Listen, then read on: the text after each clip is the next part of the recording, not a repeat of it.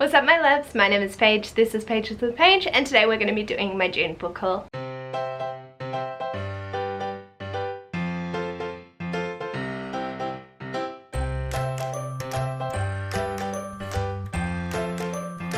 So in the month of June I acquired 13 books, 2 of which I have read and 11 of which I have not. The first book I've got is one of my most anticipated releases, and that was Wings of Ebony by JL. I have no idea what this is following. I just remember seeing how beautiful it was. I have heard that some people haven't been wowed by it, but I'm still going to go into it and enjoy it the best that I can.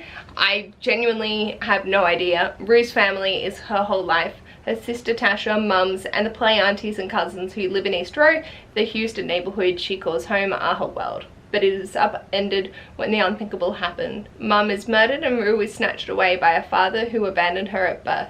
A father who now insists she follow him to his home, Gizon, a secret country of gods who wield a powerful magic. So like, fuck yes. Also, them end pages are fucking bright. Those wings are beautiful. And this is our signed first edition. So this was just in the bookstore, so I picked it up. Because why the fuck not?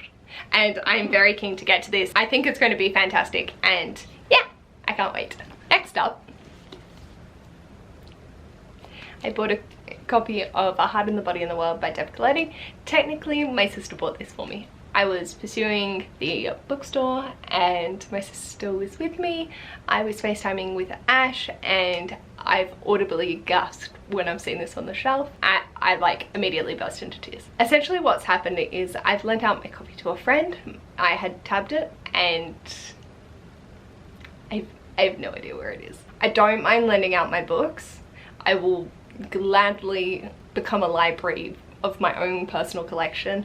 It was just a time like this that I go, okay, this is my favorite book. There's no way that I don't want to own a physical copy of it. We don't know where it is, so I might as well just pick it up. And seeing it, because it's never in Australian bookstores, you have to order it in. That's how I got my first copy. So seeing it just there on the shelf, I was like, and Ash was like, I was going to tell you to buy it. But my sister kindly bought it for me, so yeah, I very much appreciate it. This is my favorite book of all time. It hits home in 1,000 different ways, and I am devastated that I don't have my annotations in it anymore, but at least I still have it. So it just,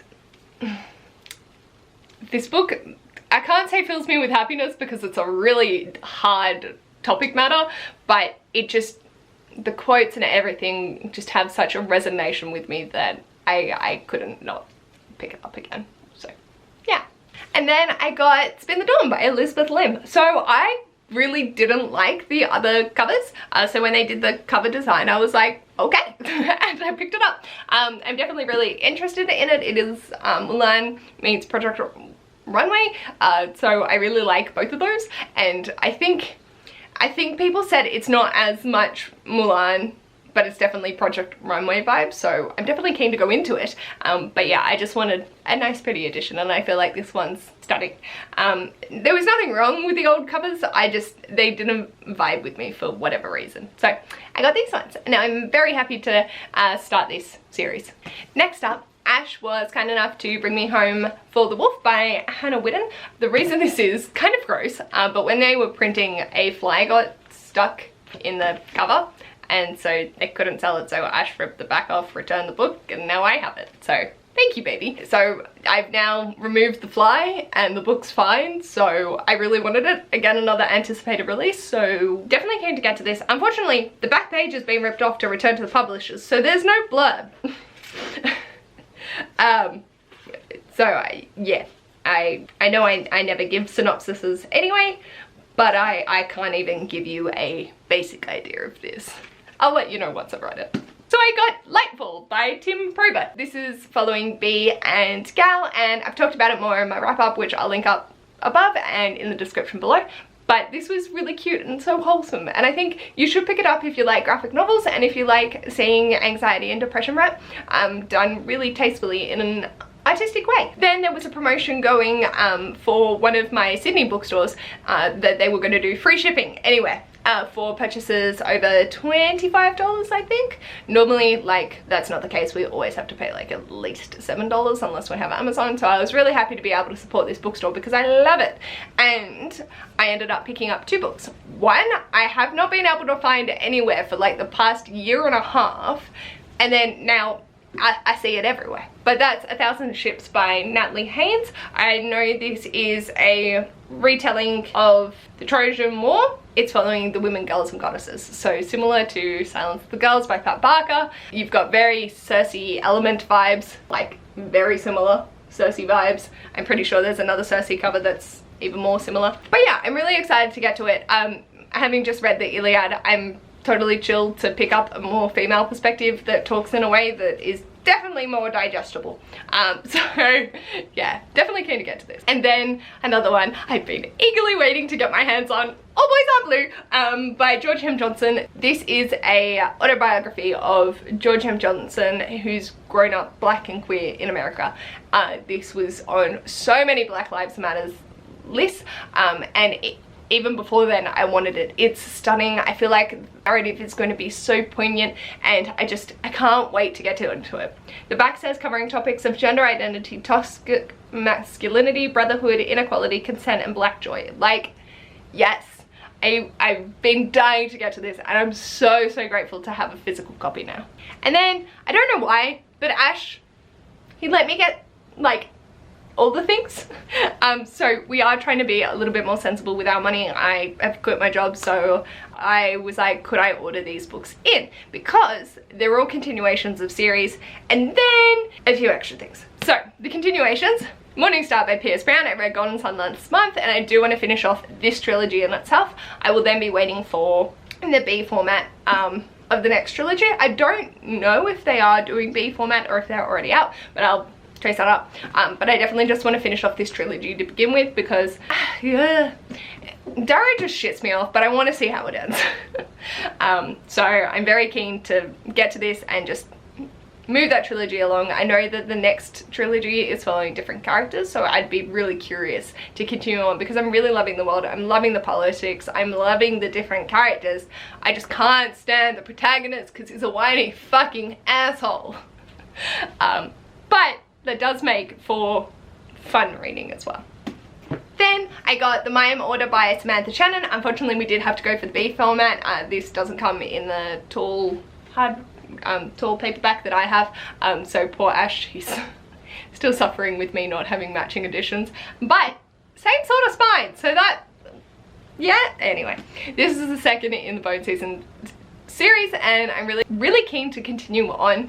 The protagonist is called Paige, and it definitely went in a direction I wasn't expecting. I thought it was like a paranormal thing set in London, but there's so much more to it. There's a lot of political things going on, difference between other people and your paranormals, and it's just very interesting. I'm really curious to see where this goes, because at the end of the last book I was like, I need to know what happens next, so I'm gonna find out. And then the third little next series one, Take a Hint, Danny Brown, by Talia Hibbert. We know I'm a Talia Hibbert stan, even though I've only read 2 of her fucking works, but I keep not picking this up for no other reason, but I wanted to have a physical copy because I adore the Brown sisters. I know that I'm gonna love this, and I just wanted to be able to gush about it, and it's bright fucking yellow. Like, I do not have enough yellow, so here we go. And then when I went to go pick up these, because Ash ordered them in for me, and they came in really fucking quickly, he was out the back and he had some manga sitting out there.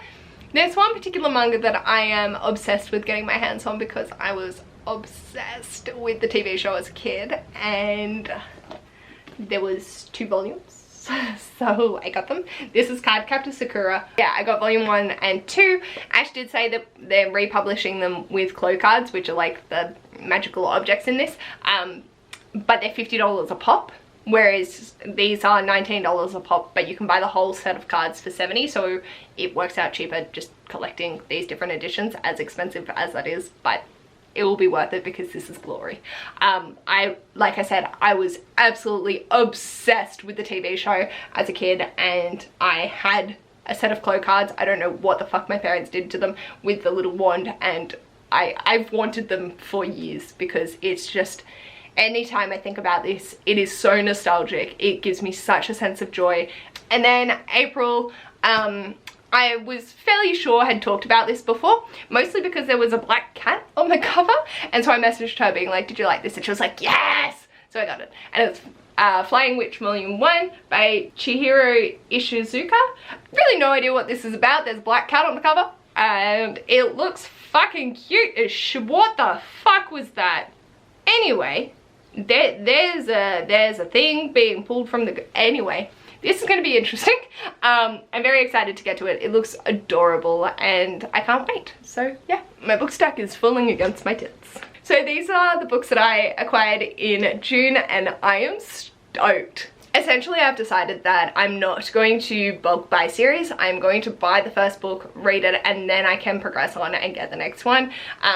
If it is so urgent that I need to have my hands on the second one, I can always go the audiobook or library route. So I have plenty of access to books.